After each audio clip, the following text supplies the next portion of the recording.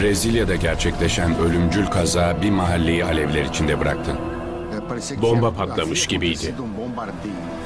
Kara kutu verileri kafa karıştırıcı. 2 numaralı motora bak. Güç karman çorman. Şaşırdım çünkü öyle bir şey olmaması gerekiyordu. TEM 402 kazasını çözmek için araştırmacıların farklı bir şey denemesi gerekti. Bakalım elimizde ne varmış. Daha önce hiç yapılmamış bir şey. Birçok şeyi ortaya çıkardı. Hayır. Olmadı de.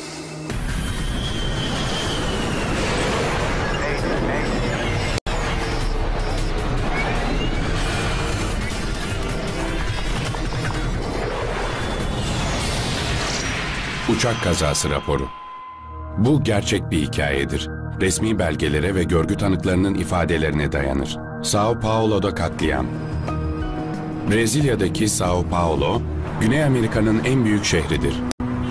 16 milyon sakiniyle sabah saatlerinde trafik hep yoğundur. Hava trafiği de hareketlidir. Brezilya'nın en yoğun aktarma merkezlerinden biri olan Congonhas Havaalanı etrafında sıklıkla mahalleler bulunur. Jorge da Silva ve ailesi havaalanı terminaline çok yakın mesafede oturuyor. Ailem hep bu mahallede yaşadı. Büyüyüp evlendiğimizde, ailemizin evinden çıktığımızda bile hepimiz buralardan ev aldık. Her gün 500'den fazla uçak bu havaalanına gelip gidiyor. Çocukken uçağın kalkışını izlemek bize özgürlük hissi verirdi. Uçma arzusu yaratırdı. O makinelerin uçtuğunu görmek muhteşem bir şey. 31 Ekim 1996. Bugün 89 yolcu São Paulo'dan Rio de Janeiro'ya yapacakları kısa uçuş için hazırlanıyor. TEM Hava Yolları'yla uçuyorlar.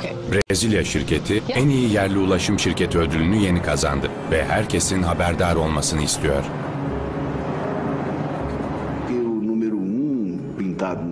Uçağın üstündeki 1 numara yazısı, TEM'in firmanın ve uçaklarının tanıtımını yapmak için yürüttüğü bir reklam kampanyasıydı.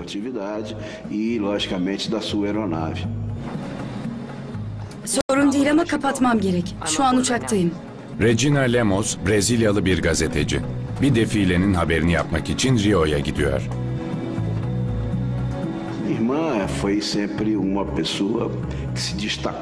Kardeşim alanında gözdeydi. Marie Claire dergisinin editörlüğünü yapıyordu ve yeni bir dergi çıkartmaya hazırlanıyordu. Çok seyahat ederdi. Hikayeler araştırır, haber yazar, röportaj yapardı.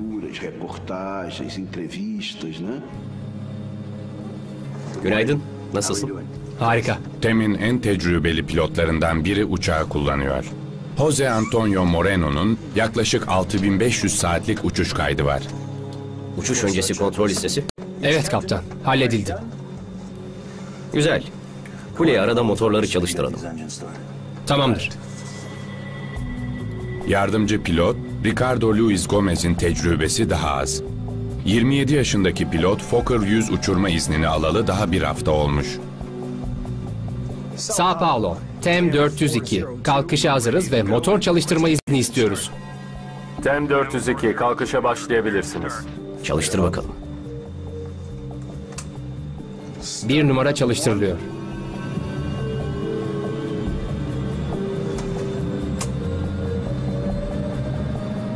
İki numaralı motor çalıştırılıyor.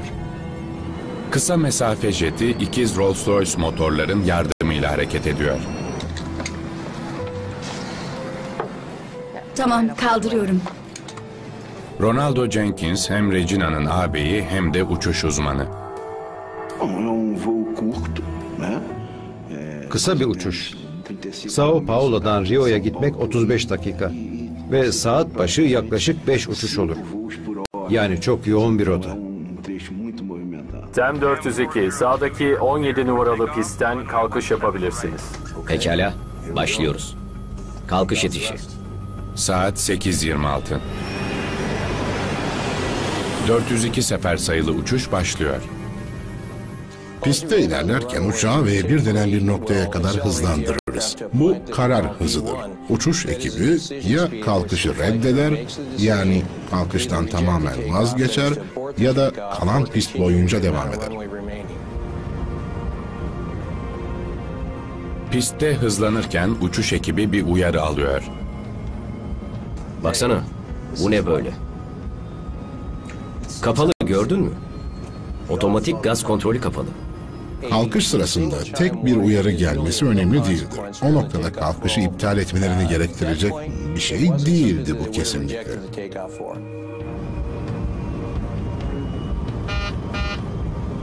İki bip sesi daha sorunun diğer motoru da etkilediğini gösteriyor. Otomatik gaz kontrolü kapalı. Manuel itiş. Motor gücünü elle ayarlamaları gerekecek. Manuel modla kalkışa devam edebilirler. O noktada paniklemek için hiçbir sebep yok.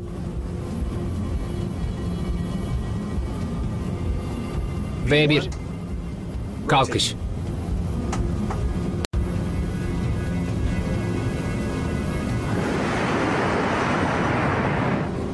Rutin bir kalkış gibi görünüyor. O noktada uçak tırmanıyor.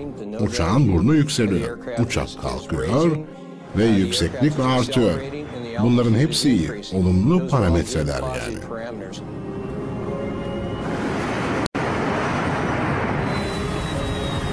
Hayır, hayır, hayır.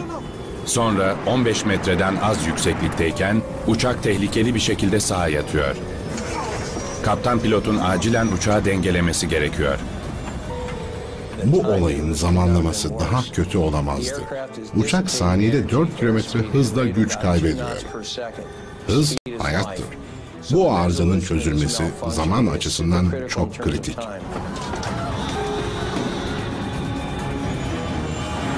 Kaptanın çabaları sonuç vermeye başlıyor. Kanat normal seviyeye dönüyor.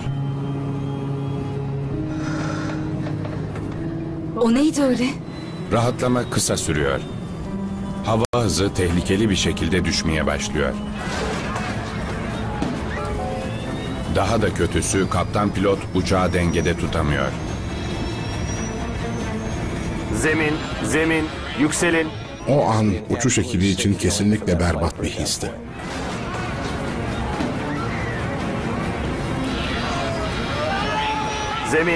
Zemin, yükselin.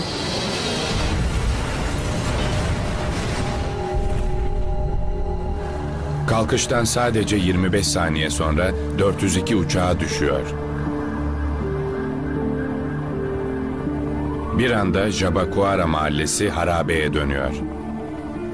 Yolcu uçağı düştü, evler ezildi, sokaklar alevler içinde. Acil durum ekipleri hızlıca harekete geçiyor ama uçaktaki 95 kişi için pek umut yok. Zeminde de ölü sayısının çok olması bekleniyor. Korkunç kazanın haberi çabuk yayılıyor. Kardeşim beni arayıp evine uçak düştü, hemen gel dedi. Jorge da Silva ne beklemesi gerektiğini bilmeden acilen eve gidiyor. Kardeşim şakacıdır. Başta söylediğine inanmadım ama sesindeki korkuyu duyabiliyordum. Jorge'nin anne babası felaketin ortasında kapalı kalmıştı. Yaşlı çiftin yolu kapanmış, kaçış yolu alevler içindeydi.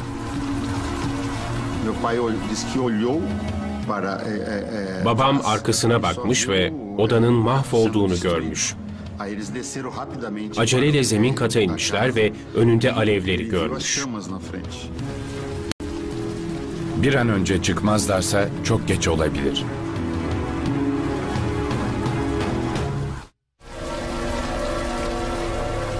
Jorge da Silva eve olay yerine varıyor. Mahallesi alevler içinde ve ailesinin hayatta olup olmadığına dair hiçbir fikri yok. Annemle babam, onları gördünüz mü?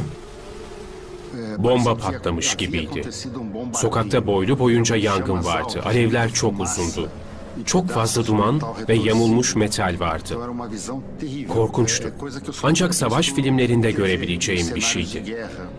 Uçağın jet yakıtı ortalığı cehenneme çevirmişti. Yangından bir nehir vardı.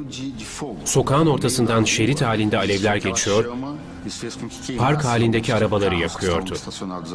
Gerçek olduğuna, bunun sahiden yaşandığına inanmak zordu. Da Silva çifti evin arkasından zar zor kaçıyor. Sonra aileleriyle bir araya geliyorlar. İyiyim. Çok duygusal bir andı. Tarif etmek zor. Öldüklerini sanıp onları kaybettiğimi düşündükten kısa bir süre sonra onları tekrar buldum. Tekrar dünyaya gelmek gibiydi. Muhteşem.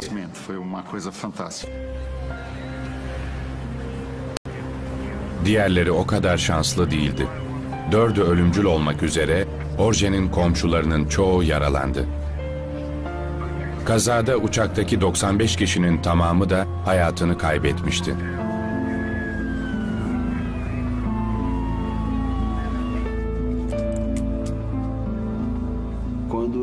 Oğlum aradı.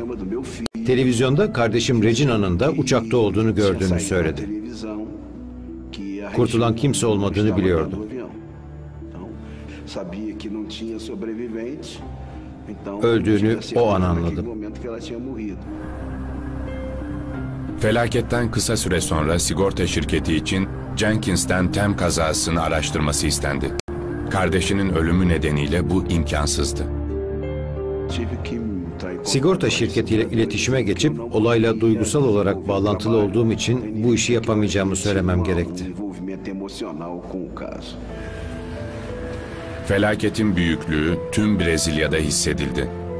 São Paulo tarihindeki en kötü uçak kazası bu. Bu trajedi Brezilya tarihinde önemli bir olaydı. Şehir içinde, özellikle de ülkenin en büyük şehrinde olduğu için herkesi etkiledi.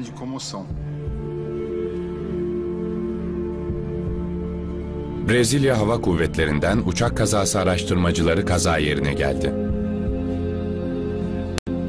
Binbaşı Carlos da Conceição ekibin başındaydı. Oraya gittiğimde tam bir felaket alanı vardı. Uçak önüne gelen her şeyi yıkmıştı. Evleri, arabaları, her şey. Savaş alanı gibiydi. O an kazanın çok daha yıkıcı olabileceğini fark etti. En azından çocuklar okuldaydı. 402 sefer sayılı uçak, 800 öğrencinin sabah derse gittiği bir ilköğretim okulunun yaklaşık 20 metre uzağına düştü. Sokakların boş olması ve çok az ölüm olması çok şaşırtıcıydı. Tuhaf bir şekilde o anda sokakta fazla insan yoktu.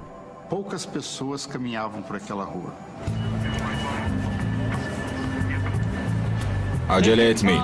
Hiçbir şeyi atlamak istemeyiz. Tüm enkazı toplamak uzun bir işlem olacak. Ama araştırmacılar için önemli bir adım bu. Öncelikle uçağın parçalarını bulmanız lazım. Motor, iniş takımı, sağ kanat, sol kanat, kuyruk kısmı. Uçağın tamamı orada mı yoksa kazadan önce kopan bir parça olmuş mu? Sonra bu yapbozu birleştirmeye başlarız.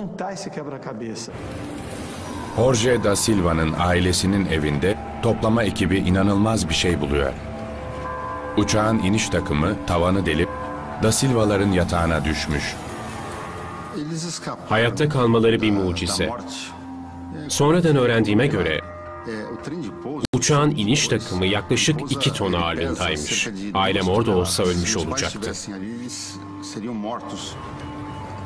Parça parça tüm büyük aksam kaza yerinde bulundu. Bu kokpitten.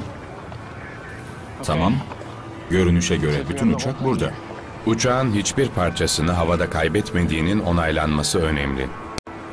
Kalkan uçağın çok alçak seviyede ilerlediğini biliyoruz. Böyle bir durumda İlk muhtemel sorun itiş gücünün kaybedilmesidir.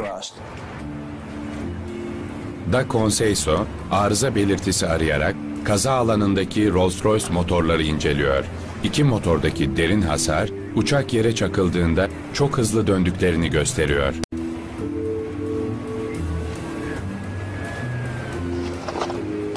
Yanıyor ve dönüyor. Motorlarda bir şey yokmuş.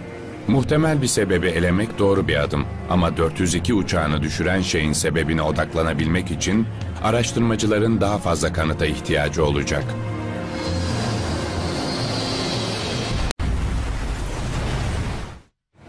Şuraya doğru gidebiliriz. İnsanları uzak tutar mısınız lütfen? 99 kişinin yaşamını yitirdiği São Paulo kaza yerini meraklı kalabalık sarıyor. Şehirde 3 günlük yas ilan edildi. Brezilya Cumhurbaşkanı tüm havaalanları için güvenlik teftişi sözü verdi. Cevaplara ulaşma baskısı yüksek. İlk defa böyle bir kazanın soruşturmasını yapıyordu. Gerçekten çok zordu. Pekala. Sağa yatmıştı, şöyleydi. Değil mi? Tanıklar araştırmacılara uçağın kazadan önce keskin bir şekilde sağa yatık olduğunu söyledi. Tanıkların ifadesinde uçağın yana yatık olduğunu, yalpaladığını veya kumanda yüzeyinde bir hareket gözlemlediğini beyan etmiş olması araştırmacının ilgisini çeker. Jabaquara'daki kaza yerindeki paramparça enkaz tanık beyanlarını doğruluyor. Sağ kanat bir binaya girmiş halde bulundu.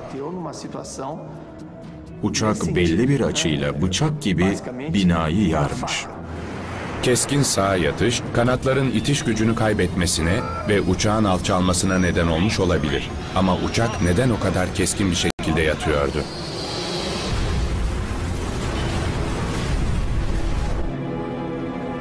Araştırmacılar uçağın kumanda yüzeylerinde, pilotların kalkış sırasında açtığı kanat çıkıntıları olan flaplarda veya slatlarda bir sorun olup olmadığını merak ediyor. Ekibin flapları doğru ayarlamaması 402 sefer sayılı uçuşun ölümcül şekilde yana yatmasına bir açıklama olabilir.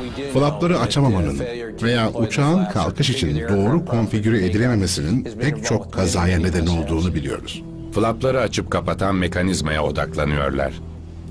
Kesin ölçümler TEM ekibinin ölümcül bir hata yapıp yapmadığını belirleyecek. Çıkan sonuç bu ihtimali ortadan kaldırıyor.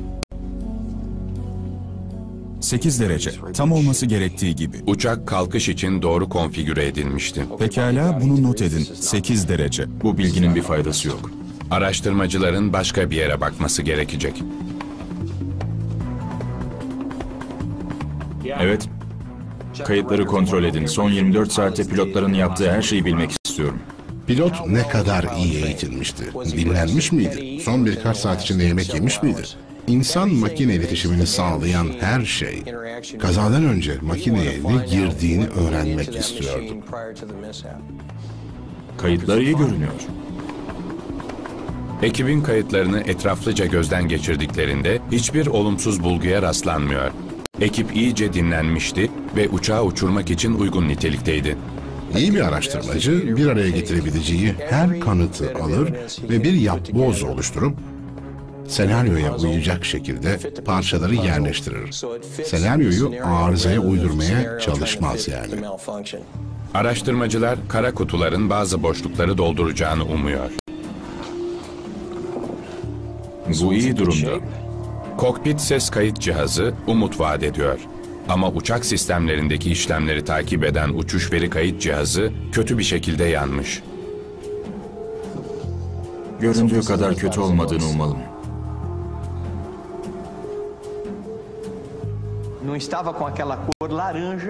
Rengi turuncu değildi. Kara kutularda bu tipiktir. Yangında gördüğü hasar yüzünden tamamen griye dönmüştü. Verilerin kurtulup kurtulmadığını öğrenmeyi çok istiyordum. Tamam, hadi bunu Amerika'ya göndermeliyiz. Brezilya'da hasar görmüş kayıt cihazını analiz edebilecek bir laboratuvar olmadığı için bu işi yapabilecek bir yere göndermeleri gerekiyordu. Amerika'da üretilmiş bir kara kutuydu. Analiz edilmesi için Amerika'ya getirilmesi gerektiği açıktı. Dennis Grossi hızla bir ekip topladı. Kendisi Ulusal Ulaştırma Güvenlik Kurulu araştırmacısı. Yardımın için teşekkür ederim. Elbette. Yardım edebildiğim için mutluyum. Aynı zamanda uçuş kayıt cihazları konusunda dünyanın önde gelen uzmanlarından biri. Bakalım olması gerektiği gibi çalışacak mı? Ama bu kayıt cihazında yeni bir zorlukla karşılaşıyor. Bu dijital bir cihaz. 1996'da dijital teknoloji pek yaygın değildi. Kasetli kayıt cihazları konusunda çok tecrübeliydik ama dijital kayıt cihazlarıyla hiç tecrübemiz yoktu ve yangında ağır hasar almıştı. Biz de cihazı açma ve dijital hafızaya ulaşma konusunda uzmanlıklarını kullanmak için üreticilere götürmenin daha akıllıca olduğunu düşündük.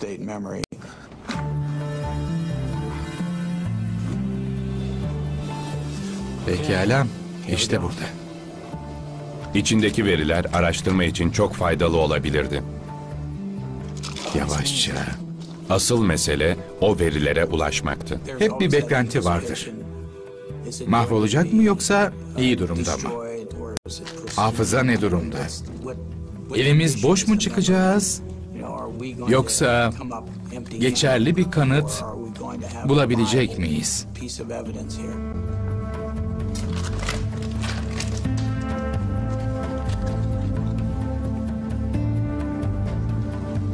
Umut vaat edici görünüyor. Umarım işe yarar. Çip kırılırsa zarar görebilirdi. Çipi kırarsanız iş biter veya çip yerinden çıkarsa o zaman çipten veri almaya çalışmanız gerekir. O da gerçekten çok zordur. Kartı bilgisayara bağlayıp verileri indirmeyi denediler.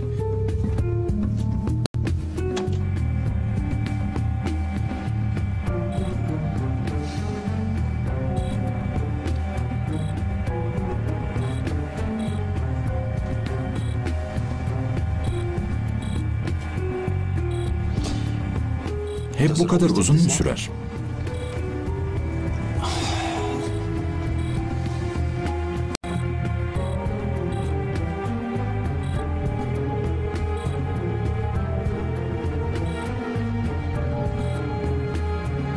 Veriler kurtarıldı.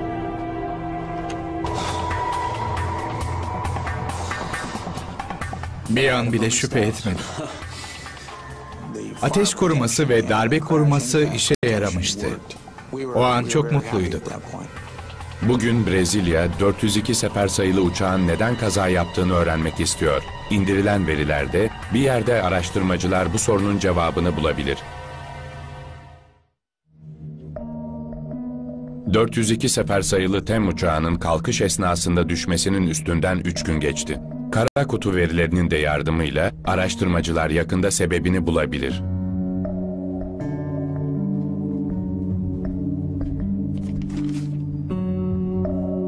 Uçuş veri kayıt cihazı, Fokker 100'ün kısa uçuşuyla ilgili düzinelerce parametre yakalamış.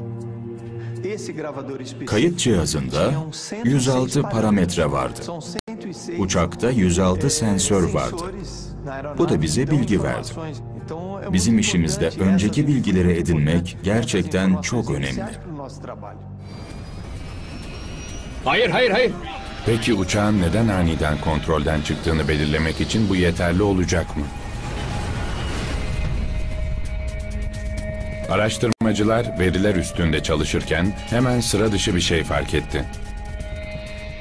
2 numaralı motora bak. Güç karman çorman.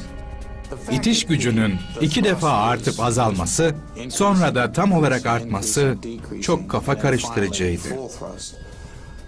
Neden böyle bir şey olmuştu?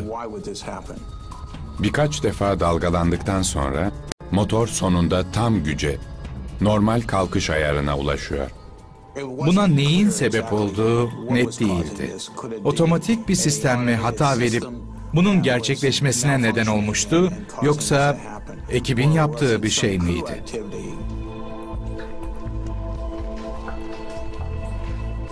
ters tepki sistemiyle ilgili tüm verileri çıkarır mısın? Araştırmacıların görmek istediği bir parametre daha var. Pekala, motorun arkasında hareket eden bir şey gördünüz değil mi? Bir tanık araştırmacılara kazadan hemen önce uçağın ters tepki sistemlerinden birinin çalışır vaziyette olduğunu söylemişti. Ters tepki sistemi, iniş sırasında çalıştırılan motor egzozu akışının yönünü değiştirip uçağın yavaşlamasına yardımcı olmak için ileri iten kanatlardan oluşur. Pilotlar havadayken bunu asla kullanmaz. Tanıklar, kanatların 2 defa açılıp kapandığını, sonra da açık kaldığını görmüş. Bu herkes için sürpriz oldu. Çünkü ters tepki sistemi, inişte kullanılan aerodinamik bir frendir. Neden kalkış sırasında açık olsun ki? Ters tepki sistemi, uçuş sırasında bir şekilde açılırsa, 402 sefer sayılı uçağı lanetleyen türde bir keskin sağ yatışa kolaylıkla neden olabilir. Araştırmacılar için tanıkların beyanı yeterli değil. Net delile ihtiyaçları var. Yakında uçuş verilerinde bulacaklar. Orada. Kalkıştan hemen sonra sağ ters tepki sistemi 2 defa açılıp kapanıyor ve tehlikeli bir şekilde açık konumda kalıyor. Böyle bir şey mümkün dahi olmamalı. Çok şaşırmıştım. Çünkü öyle bir şeyin olmaması gerekiyor. Özellikle de kalkış gibi uçuş için kritik bir süreçti. Ters tepki sisteminde havada kazara açılmasını önlemek için tasarlanmış bir güvenlik özelliği var. Kanatların açılması için uçağın tekerleklerinin yere değmesi şart. Tekerlekte ağırlık denen bir düğme var. Ona basılınca uçak yere değdiğinde pilotların manuel olarak ters tepki sistemini açmasına izin veriyor. Tasarımı bu şekilde. Dünya çapında havayolu şirketleri Fokker uçaklarını kullanıyor. Ters tepki sisteminde bir tasarım hatası varsa binlerce yolcunun hayatı tehlikede olabilir. Herhangi bir hatayı işletmecilerin bilmesi çok önemli. Bu bilgiyi filolarını çalıştırırken kullanabilirler böylece. American Airlines ve US Airways, Fokker 100'ü kullanan büyük işletmelerdi. Bu bilginin dünya çapında bütün işletmelere yayılması önemliydi. Araştırmacılar sistemi hareket ettiren aktüatörleri test etti. Ve birinin neden uçuş sırasında açıldığını açıklayacak bir hata aradı. Ama herhangi bir arıza yoktu. Ters tepki sisteminin hareketi başta büyük bir gizemdi. Uçağın tekerleklerinin güvenle yere değdiğini belirleyen elektronikleri de test ettiler. Her devreyi kontrol etmeleri gerekiyordu. Kapsamlı çabaları sonuç verdi. Hatalı bir sensör bulundu. Ara ara hata verip ters tepki sistemine açılıp kapanma sinyali gönderiyordu.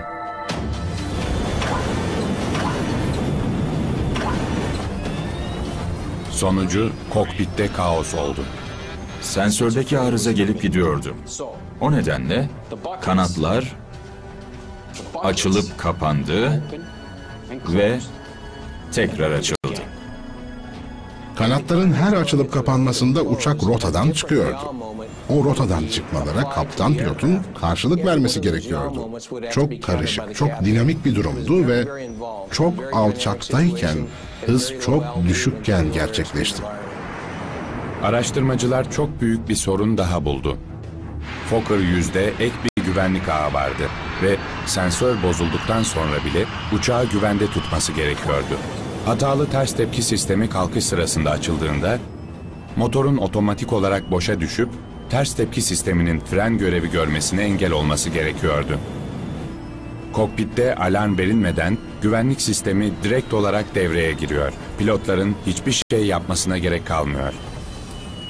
Komut verilmediği halde ters tepki sistemi açıldığında herhangi bir ekip müdahalesi olmadan sistem otomatik olarak itiş gücü seviyesini sıfıra düşürüp hızı keser. Fokker 100 tek motorla kalkış yapacak kadar güçlü. O nedenle bir soru hala cevaplanamıyor. Neden 402 sefer sayılı uçak Kongonyas'a güvenle ulaşamadı?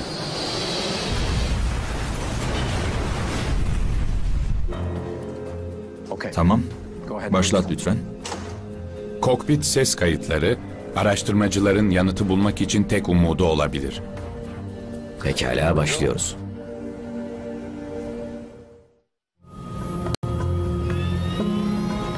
Kalkış itişi. Kalkışa hazır. Araştırmacılar 402 sefer sayılı uçuş kokpitinde kaydedilen sesleri dikkatle dinliyor. Kaydı dinlemeye başladığımızda kalkışın başında her şey normal görünüyordu. Teçhizat, pilotlar, her şey olması gerektiği gibi. Baksana, bu da ne böyle? 4 saniye sonra ekibe uyarı geliyor. Kapalı, gördün mü? Otomatik gaz kontrolü kapalı. Bu küçük bir sorun, önemli olmamalı. Kaptan pilot Moreno, bu uçakta yeni olduğunu fark ettiği yardımcı pilotla sakince konuşuyor.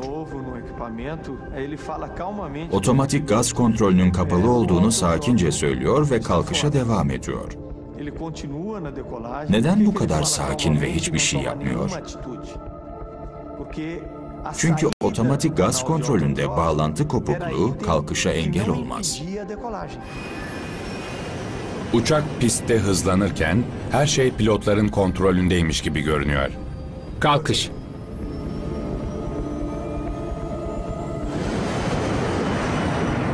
Ama kalkışın üstünden çok zaman geçmeden kokpitteki ruh hali birden değişiyor. Bir şeyle uğraşıyor, çalışıyor sanki. Kilitlenmiş. Ne kilitlenmiş? Buradan kapat. Otomatik itiş. Bunu çek. Ekip sorunun otomatik itişte olduğunu düşünmüş galiba. Pilotlar ters tepki sisteminden hiç söz etmiyor bile. Otomatik itişe odaklanmışlar ve kokpit kontrolleriyle mücadele eder gibiler. Oradan kapat, buradan da. Kapalı! Kapalı! Ters tepki sisteminin açıldığını onlara bildiren bir alarm yok. Zemin, zemin, zemin, zemin. Aman Tanrım! Aman Tanrım!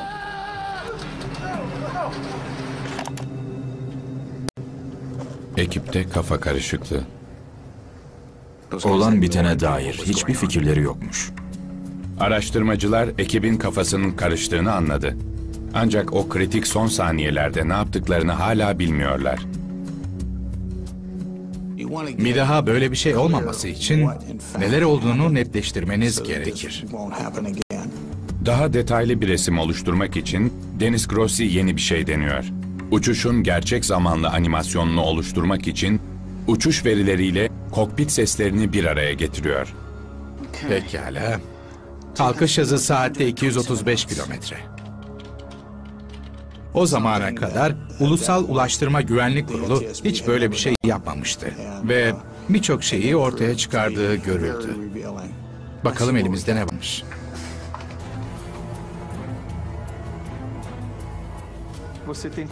Kaza sırasında olanları saniye saniye değerlendirebiliyorsunuz.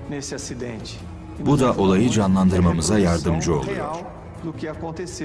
Yeni animasyon, ters tepki sistemi açıldığında ekibin verdiği tepkiye dair şaşırtıcı bir gerçeği ortaya çıkarıyor. Hayır, hayır, hayır! Kilitlenmiş. Dur. İtiş koluna tepki vermiş olmalı. Hayır, hayır, hayır! Otomasyon olması gerektiği gibi itişi sıfıra düşürdü. Birden sağ motordaki itiş gücünü kaybetmeleri, ters tepki sistemi açıldığında güvenlik sisteminin doğru tepki verdiğini gösteriyor. Buradan kapat, otomatik itiş. Bunu çek. Kapalı! Ama pilotlar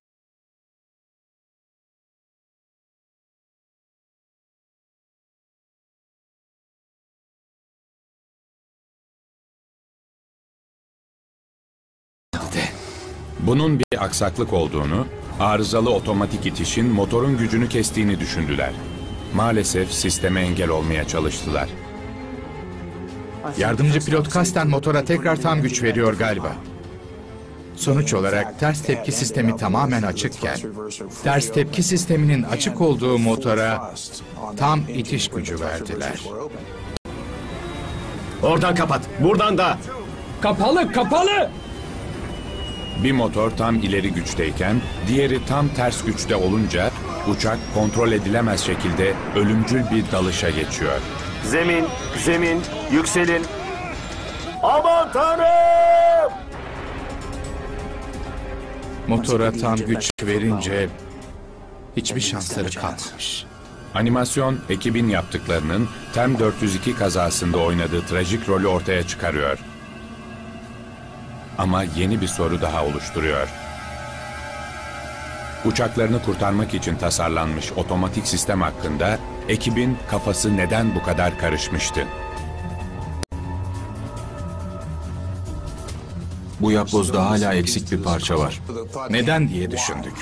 Nasıl böyle bir şey oldu? Nasıl oldu da ekip başlarına gelen şeyi anlayamadı?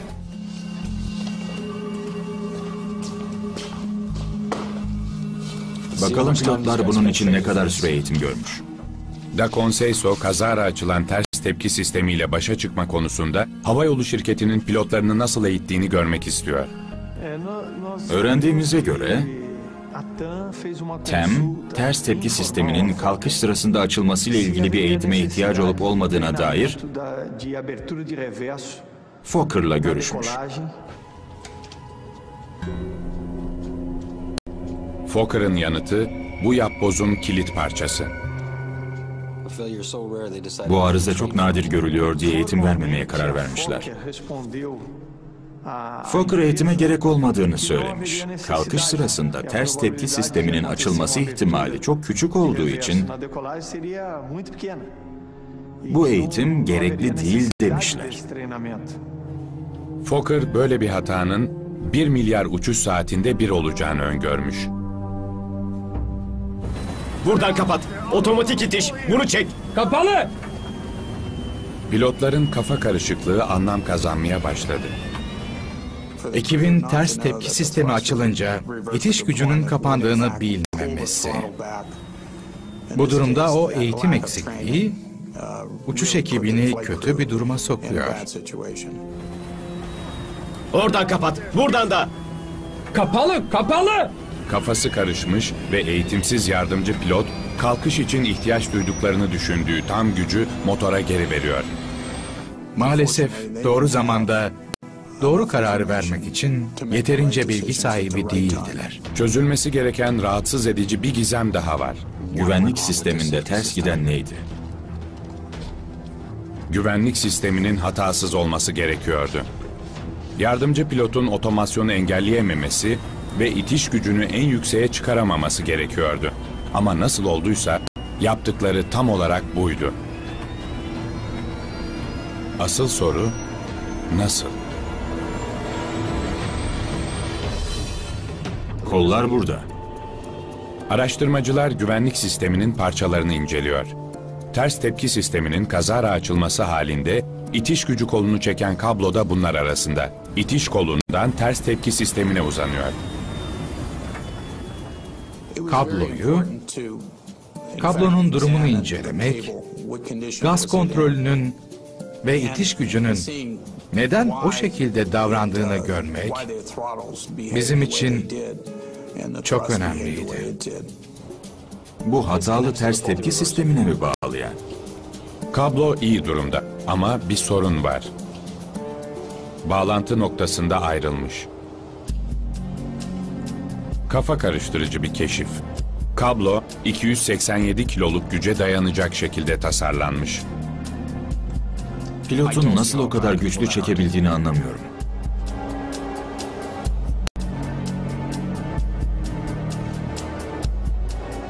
Test yapalım. Bir şey denemek istiyorum. Araştırmacılar birebir aynı başka bir kabloyu test etmeye karar veriyor. Kabloyu iki ucundan çekiyorlar. Sadece itiş gücü kolundan değil, ters tepki sisteminin olduğu diğer uçtan da çekiyorlar. Kablo sisteminin aslında ne kadar güçlü olduğunu birazdan tam olarak görecekler. Fokker 100'ün güvenlik kablosu sistemi, iki taraftan gittikçe artan bir kuvvetle çekildikçe geriliyor.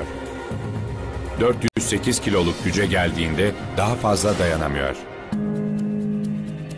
Kablo çabuk kopmadı. Bakım yapılabilmesi için ayırıp çabucak tekrar bağlanacak şekilde yapılmıştı.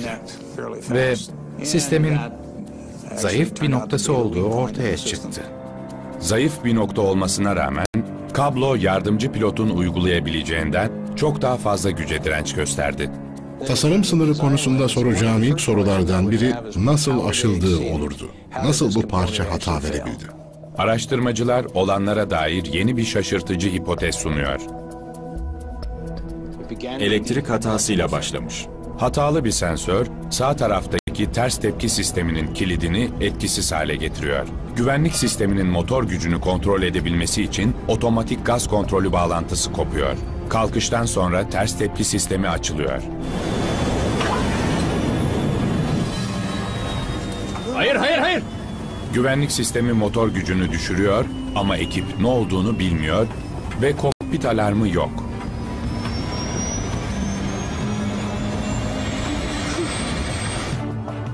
Oradan kapat. Buradan da. Kapalı, kapalı! Aman Tanrım!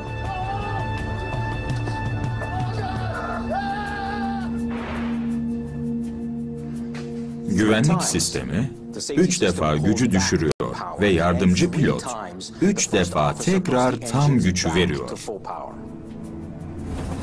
Araştırmacılar itiş gücü son kez sıfıra düştüğünde yardımcı pilotun tüm gücüyle kolu ileride tuttuğu sonucuna varıyor. Doğal bir tepki bu. Amaç uçağı mümkün olduğunca hızlı bir şekilde, mümkün olduğunca yükseltmek. Bu uçak ekibinin elindeki bilgileri düşünürsek, diğer uçuş ekiplerinin %99'u tam olarak aynı şekilde tepki verirdi bence. Gaz kolu ileride tutulurken ters tepki sistemi tekrar açıldığında otomasyon kolu çekerken yardımcı pilot itiyordu. Bir araya gelen iki güç tasarımcıların öngördüğünden daha kuvvetli oldu ve kabloyu kopardı.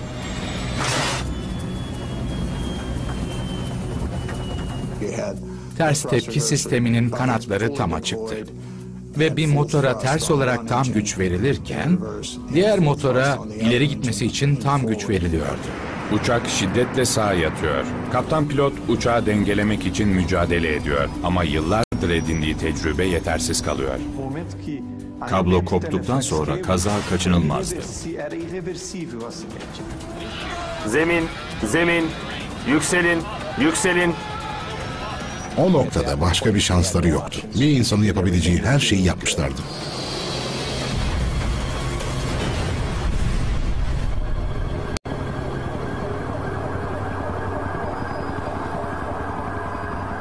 Araştırmacılar kazanın nadir rastlanan bir hata kombinasyonundan kaynaklandığı sonucuna varıyor. Hepsi bir araya gelince imkansız olması gereken bir kaza gerçekleşiyor.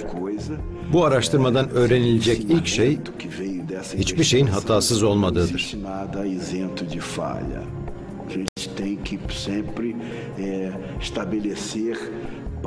Acil bir durumda, o acil durum ne kadar imkansız görünse de pilotların harekete geçmesini sağlayacak kılavuzlar, bilgi ve eğitim olmalı. Kazadan sonra TEM Hava Yolları, pilotlarına ters tepki sisteminin kalkış sırasında açılması durumunda nasıl hareket edileceğini öğretmek için yeni bir ders ekledi. Fokker ters tepki sistemini geliştirdi. Kokpit alarmını da düzenlediler. Böylece kalkış sırasında ters tepki sistemi açılırsa pilotlar uyarı alacak. Sonucunda bir şey öğrenilmeyen bir araştırmanın değeri yoktur. Önemli olan öğrenmek ve yaptığımız işi geliştirmektir. Ne zaman kaza araştırsak sebebini anlamak için araştırıyoruz. Benzer kazaların bir daha